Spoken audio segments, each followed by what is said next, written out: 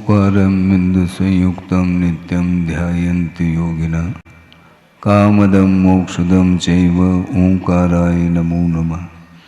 अविरल शब्दगणौघ प्रक्षालित सकलभूतलकलंका मुनिविरपार्षदतीर्था सरस्वतीर्तनोद्धृतम् अज्ञानतिमिरान्धानां ज्ञानाञ्जनशलाकया चक्षुरुन्मीलितं येन तस्मै श्रीगुरवे नमः। परमगुरुभ्यो नमः। परम्पराचार्यगुरुभ्यो नमः।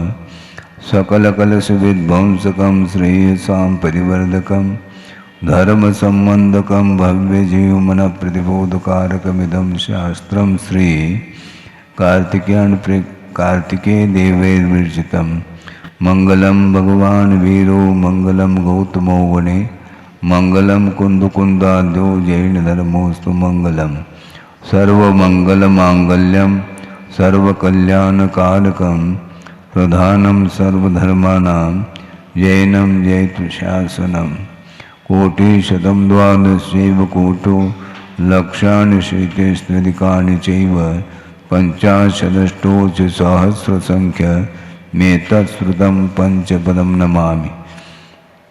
अरहंत भाष्यत्तं गणहरदेवे गन्त्यं सम्मं प्रणमामि भक्तियुक्तो सुगुणानमहो वयं शिरसा इच्छामि वन्ते सुदभक्ति कामसुकुदस्सालोचे अंगो वंगपयने पाउडय परियम सुत्त परमाणोग पूगय चूलिया चेव सुत्तय थुदम कायम सैनिज कलमंचे में पूजेमी वंदामी नमंसामी दुख कहो कम कहो भूलाओ सुगई गमनम समाय मरणम जिनगुण संपत्ति होद मध्यम अथ पौर्वाणिक स्वाध्याय वेलायाम श्रीमदाचार्य भक्ति कायोत्सर्गम करोमि।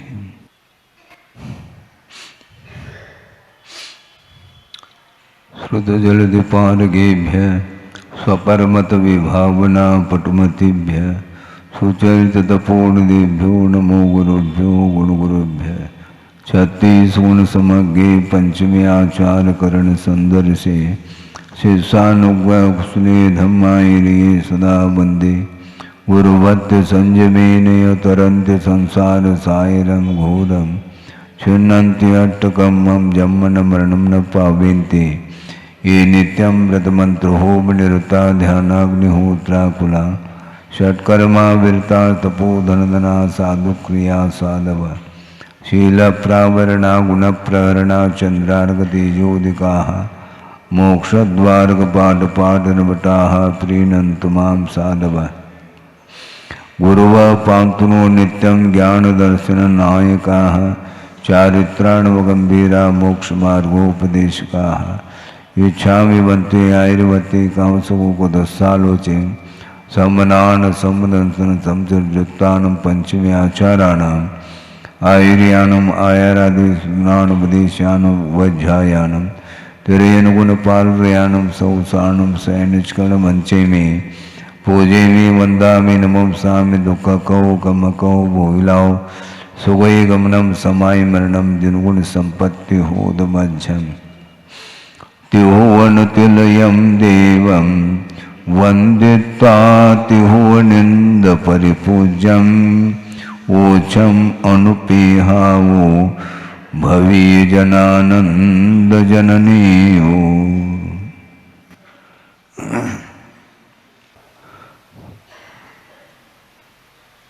संसार का निर्माण किसी व्यक्ति विशेष के द्वारा नहीं हुआ है। भिन्न भिन्न सिद्धांत को लिए हुए लोग कुछ ऐसे हैं जिनकी धारणा है कि ईश्वर के द्वारा सृष्टि की रचना हुई है। एक सज्जन आए थे गुरुदेव के पास। उन्होंने कहा कि महाराज सृष्टि की रचना के विषय में आपकी क्या धारणा है, आपके क्या विचार हैं? ईश्वर के विषय में आपका क्या भाव है? क्या आप ईश्वर को स्वीकार करते हैं क्या नहीं? तो गुरुदेव ने कहा, ईश्वर को क्यों नहीं स्वीकार करते? ईश्वर का अर्थ होता कौन है? वो स्वामी के रूप में लिया है।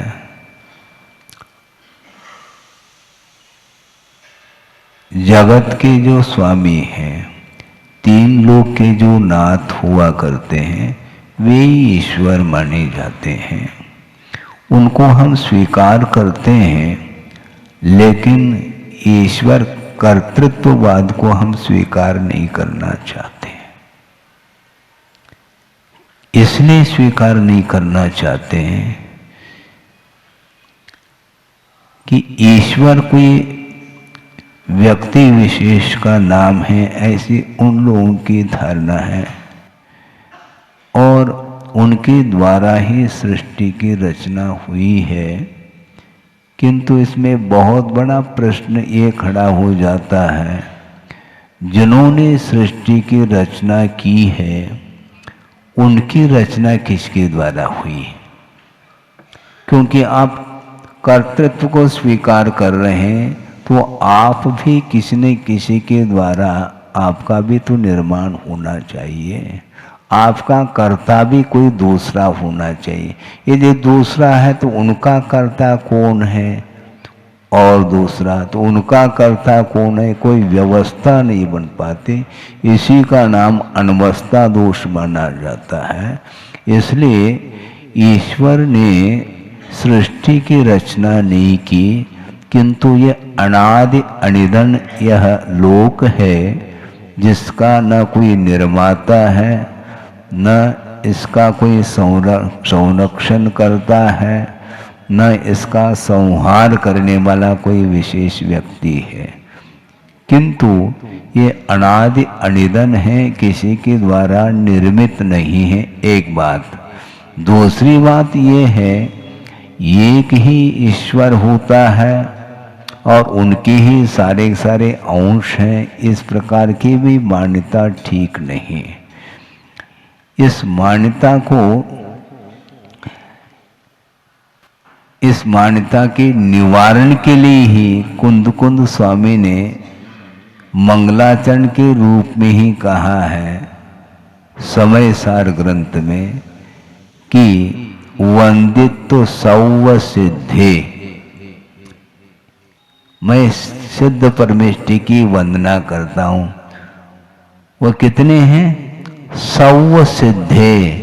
इसका अर्थ सिद्ध परमेष्टि एक नहीं, प्रभु एक नहीं, किंतु अनंत के रूप में है। जितनी संख्या में सिद्ध परमेष्टि हैं, उनकी मैं वंदना करता हूँ। इसी से स्पष्ट हो जाता है कि ईश्वर एक नहीं, भगवान एक नहीं, किंतु अनंत है।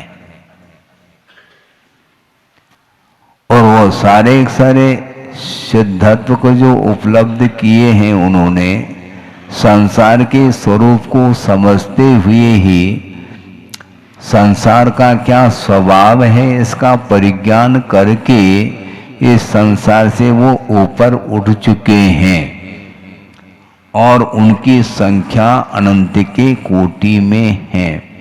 दूसरी बात, कोई भी जिज्ञासा आप लोगों के अंदर उठ सकती है कि महाराज ये बताओ कि सर्वप्रथम कौन सिद्ध हुए हैं?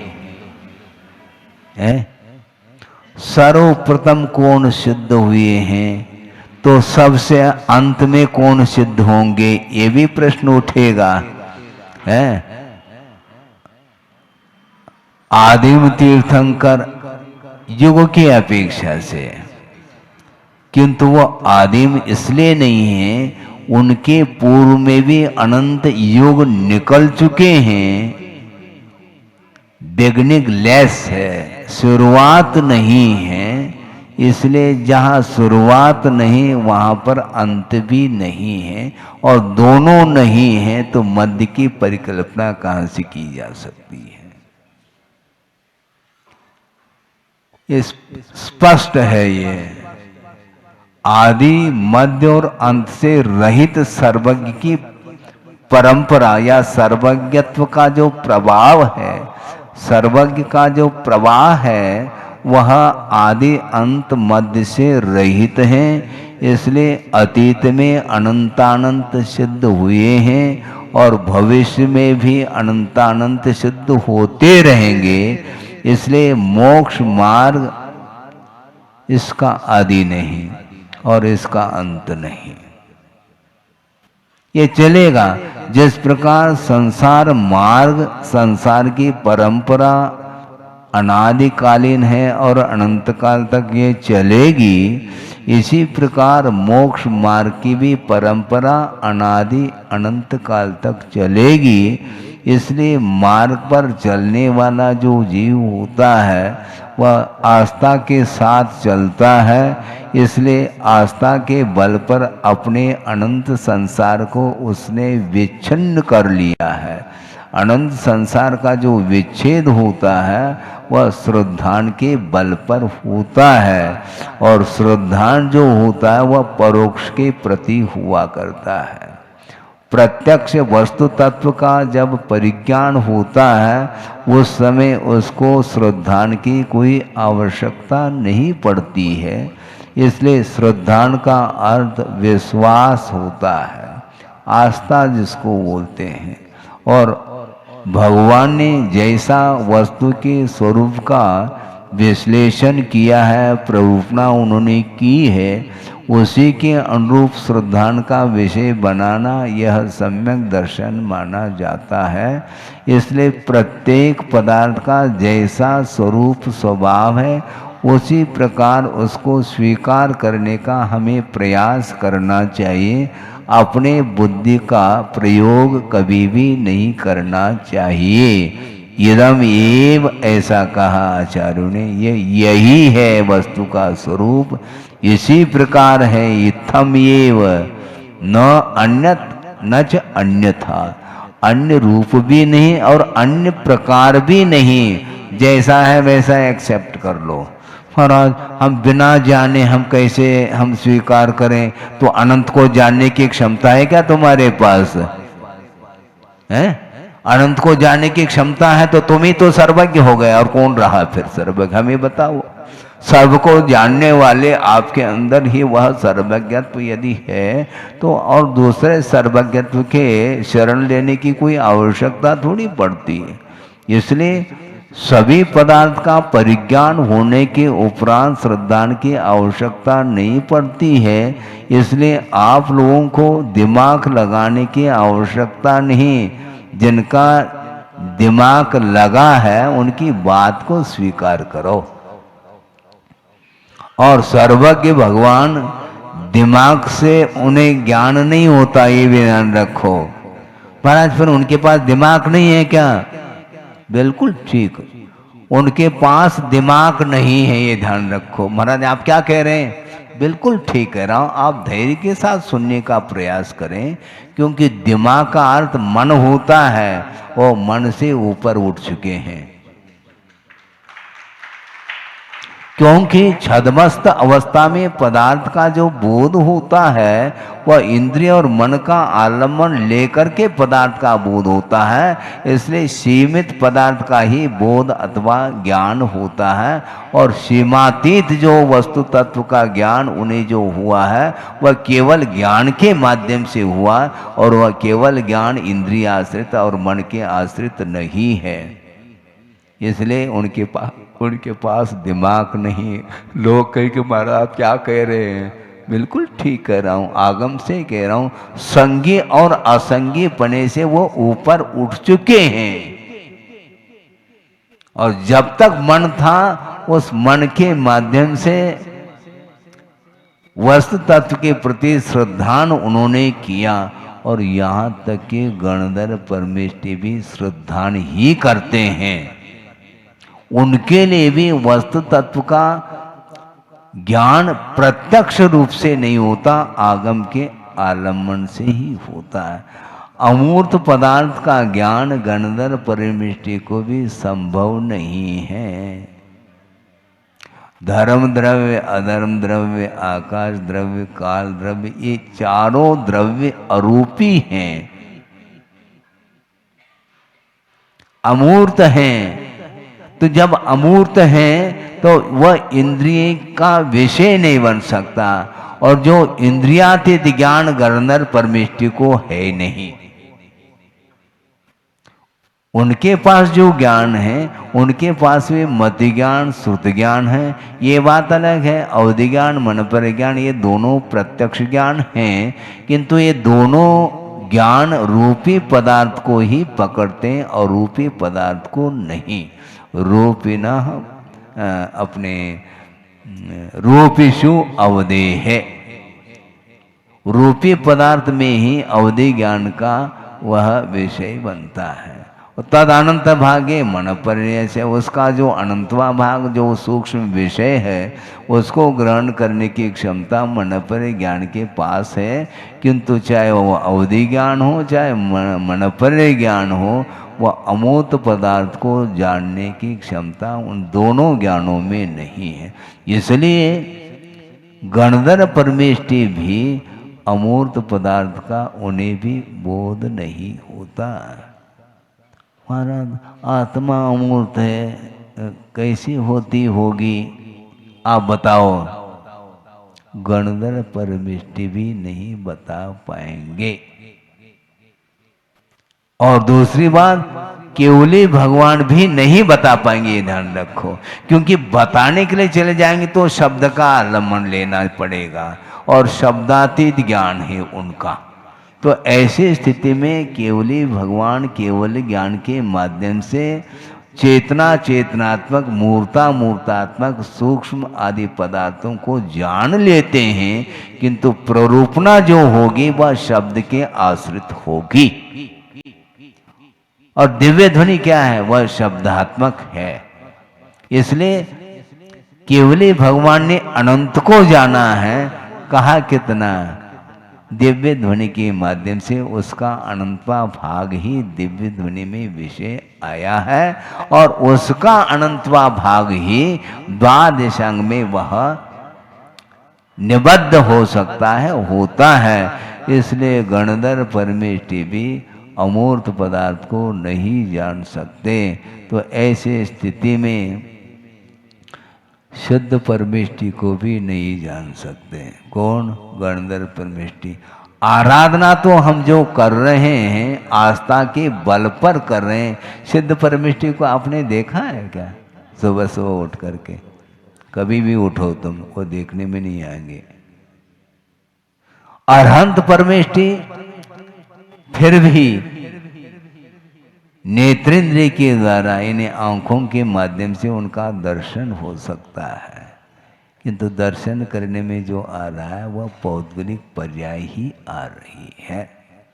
वैभाविक पर्याय का तो दर्शन हो सकता है, स्वाभाविक पर्याय का दर्शन कितने भी कोशिश करो संभव नहीं है। तो ऐसी स्थिति में ये जो संसार है अनंत काल से चला आ रहा है, ये कब तक चलेगा? तो आचार्य कहते हैं अनंतानंत जीव हैं, और वो कभी भी उनका अंत नहीं होगा। इसलिए सृष्टि का कर्ता भगवान नहीं, किंतु वह अनादि अनिधन वह स्वयं है, उसका निर्माता कोई नहीं है।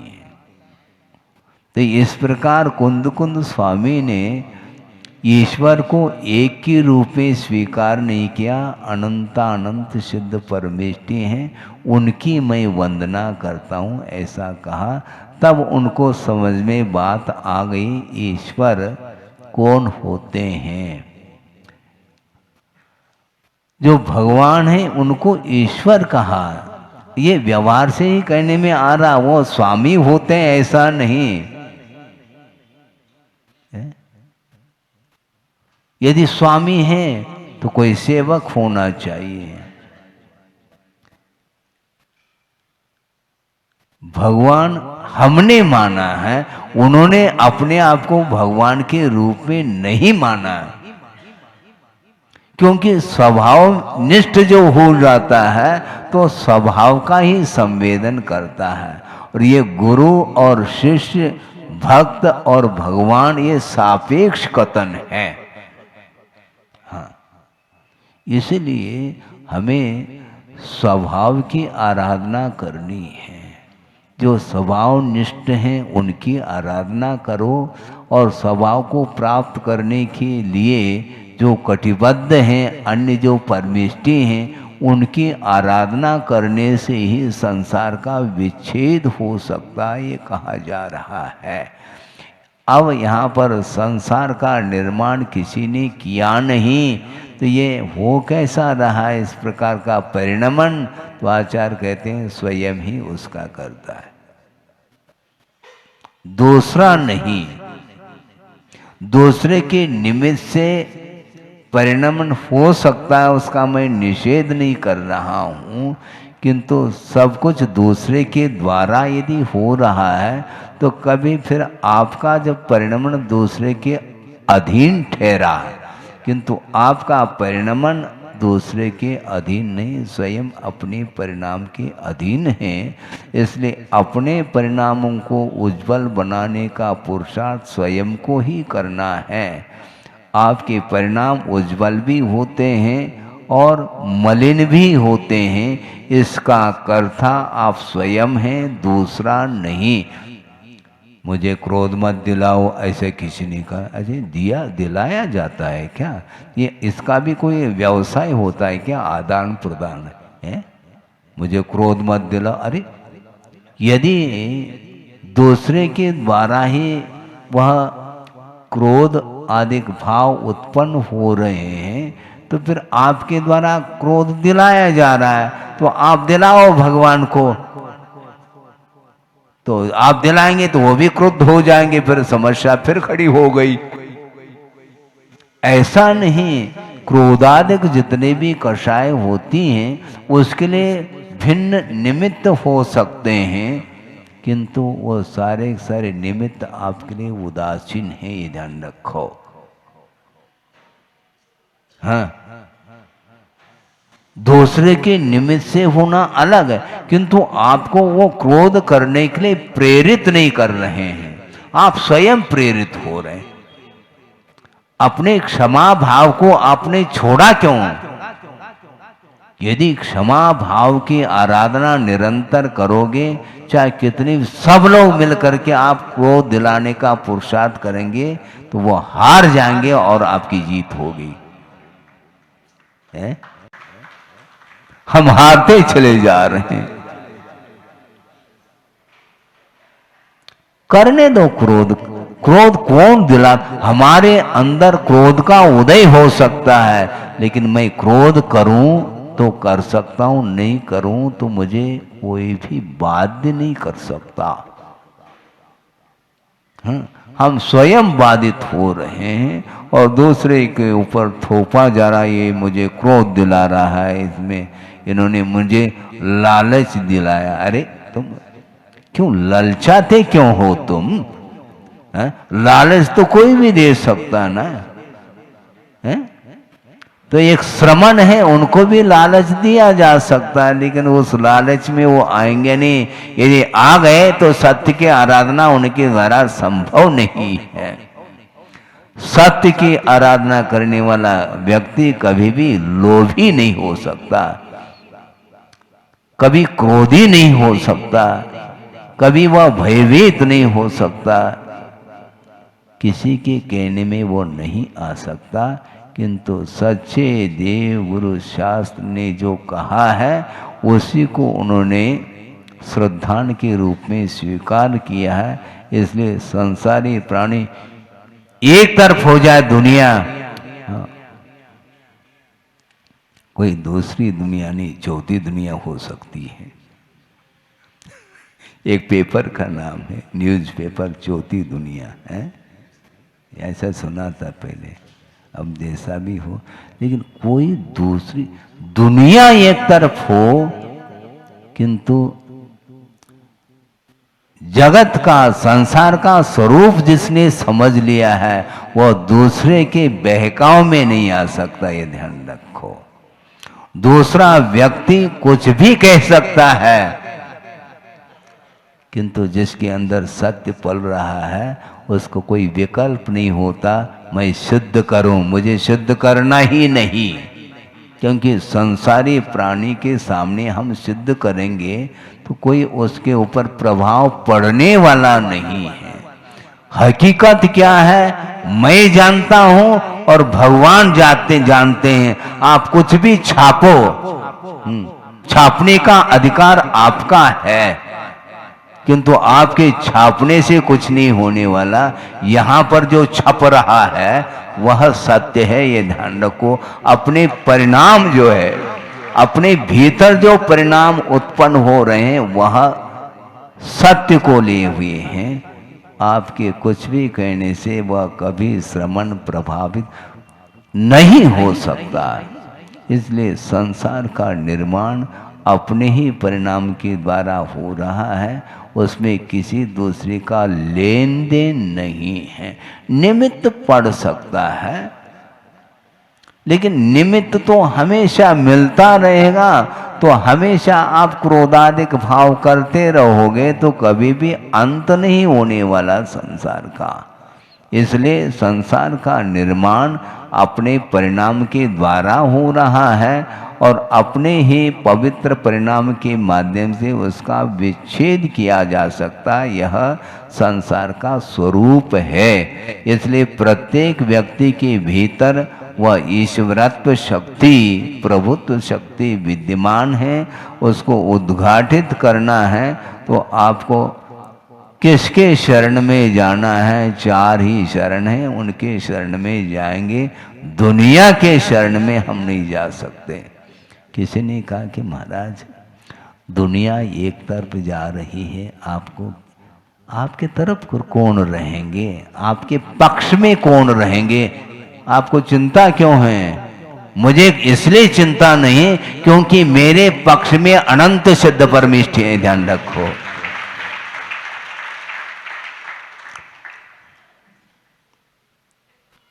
मैं अपने आप में अकेलापने का अनुभव नहीं करता है।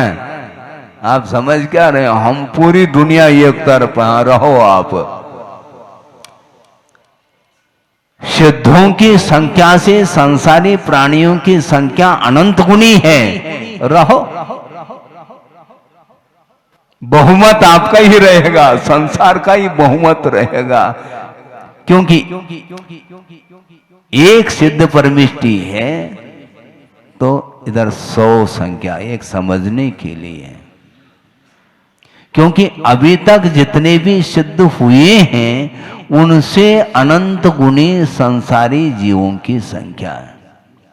इस विषय को थोड़ा सा और मैं विस्तार करना चाहता हूं आगम के माध्यम से। शायद पहले भी कहा हुआ हो, फिर भी अनुप्रेक्षा रिपीट कर रहा हूं।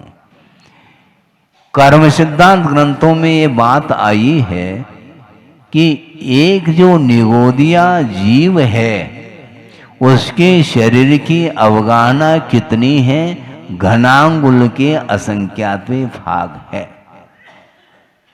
घनांगुल का क्या नाप तोल है आप आगम से जान सकते हैं। समझने के लिए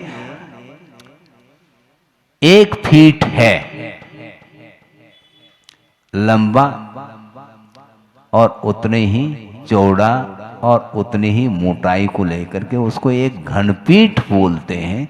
उसी प्रकार जो 1 अंगुल है वो उसका घनांगुल अर्थात वह लंबाई चौड़ाई और उतनी मोटाई है। उसके असंख्यात भाग करने पर जो 1 भाग है उतने प्रमाण में निगोदिया जीव की शरीर की अवगाहना है। और उसके शरीर में कितने जीव विद्यमान है? तो आचार्य कहते हैं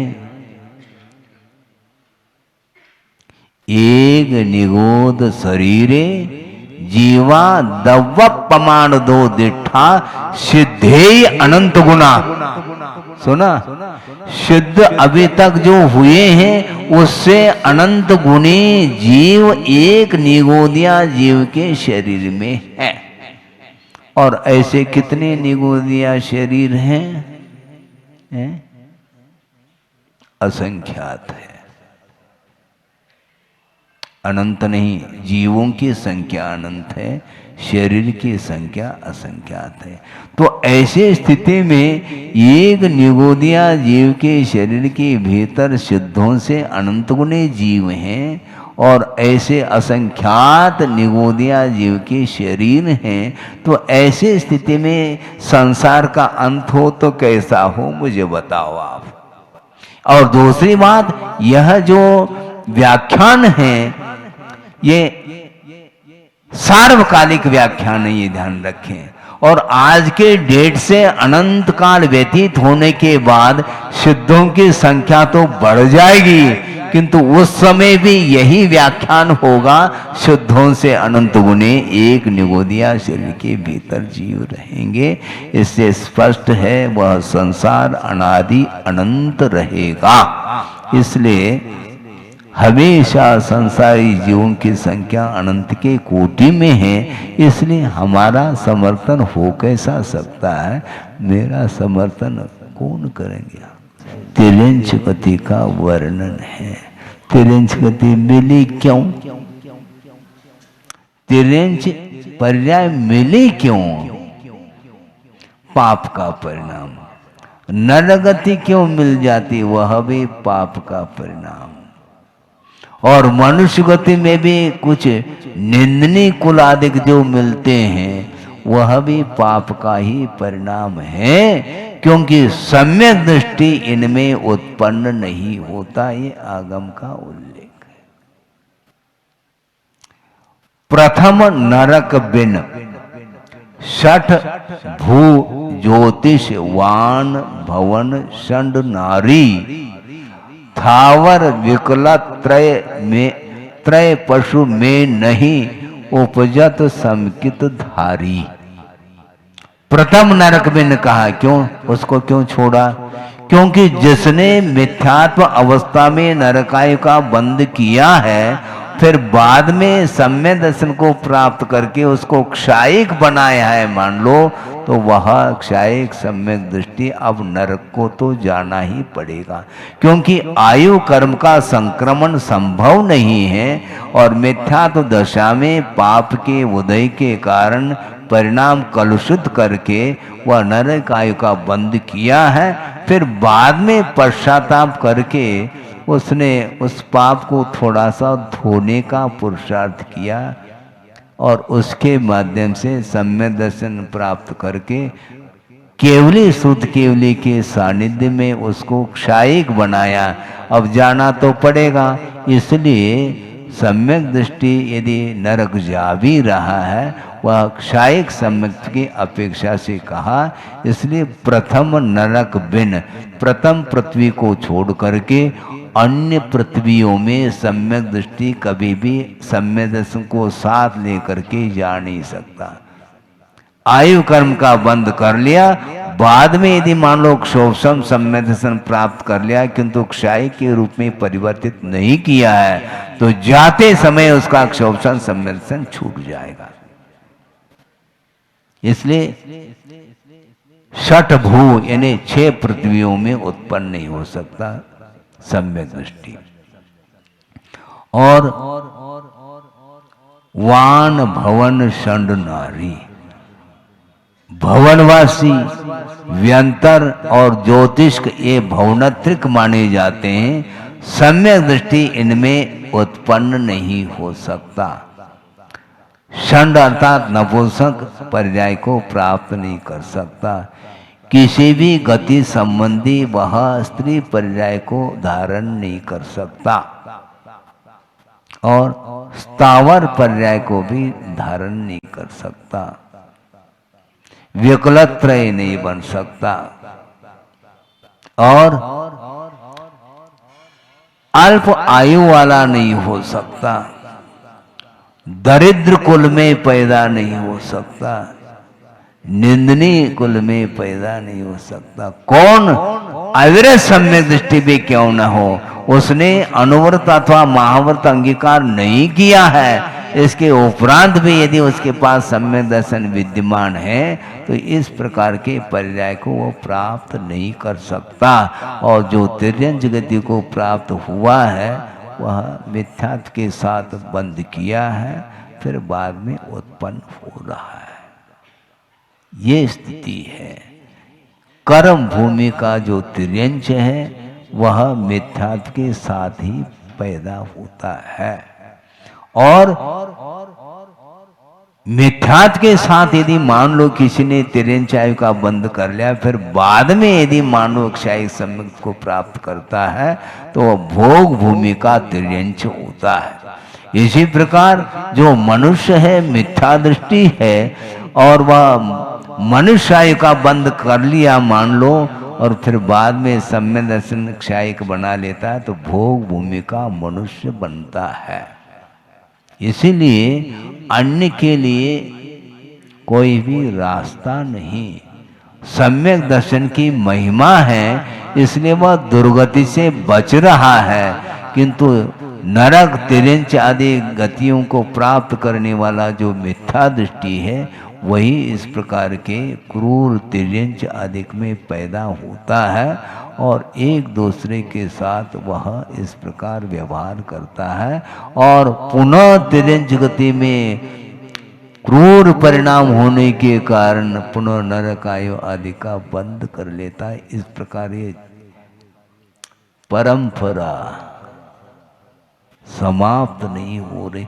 आप बहुत शांति के साथ सुन रहे हैं, इसलिए पंखे की आवश्यकता नहीं, क्योंकि धीरे धीरे ठंड बढ़ रही है, पंखे बंद हो गए हैं। तो ऐसा ही होता, थोड़ी सी प्रतिकूलता हो गई तो बस, लेकिन वहां पर प्रतिकूलता ही प्रतिकूलता है, वहां पर कोई अनुकूलता नहीं। क्यों? अनुकूलता के कारण ही वहां इस प्रकार पाप करता है। ऐश करते रहो, आराम करो, फिर आराम करो हमेशा के लिए। कहाँ और कहाँ जाना है? तो इसलिए इस प्रकार सर्वत्र जो है वह संत्रस्त है, वह तिर्यंच और भयभीत होकर के दुख का अनुभव कर रहा है। भयानक दुख का अनुभव होता है। अब सुख की नींद ले रहे हैं और उनको एक क्षण के लिए भी नींद नहीं आएगी। हिरण आदि पशु गाय इत्यादि चर रहे हैं, हाँ, लेकिन पीछे से वार हो जाता है, तत्काल प्राण चले जाते हैं। ये रात दिन यह क्रम चल रहा है।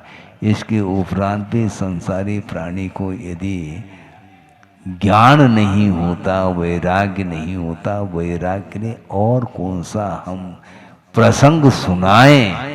इसलिए गुरुदेव ने कहा था, आपका समय हो रहा है कि वस्तुतः ग्रंथ खोलने का नाम स्वाध्याय नहीं, करो, निषेध नहीं, किंतु वस्तुतः ये जो जगत है ये जागृत होकर के इसका चिंतन करो। चार गति समय खुली किताब है, अपने अपने किए हुए कर्म का फल भोग रहा है। कोई सुख का अनुभव कर रहा है, कोई दुख का अनुभव कर रहा है। इसमें कोई दूसरे का हाथ नहीं, स्वयं का ही हाथ है। अपने परिणाम के द्वारा ये संसार निर्मित है, इसलिए इसका सृष्टि का कर्ता कोई दूसरा नहीं, ऐसा गुरुदेव का कहना था। इस प्रकार ये तिर्यंच गति का वर्णन और दो चार गाथाओं के माध्यम से करेंगे। इसके बाद मनुष्य गति का वर्णन आने वाला है। इतना ही पर्याप्त है। बोधि समाधि परिणाम शुद्धि स्वात्मोपलब्धि शिव शोक सिद्धि चिंतामणिम चिंतित वस्तुदाने त्वां वंद मानस्य ममास्तु देवी। परम पूज्य आचार्य गुरुवर श्री विद्यासागर जी महाराज की।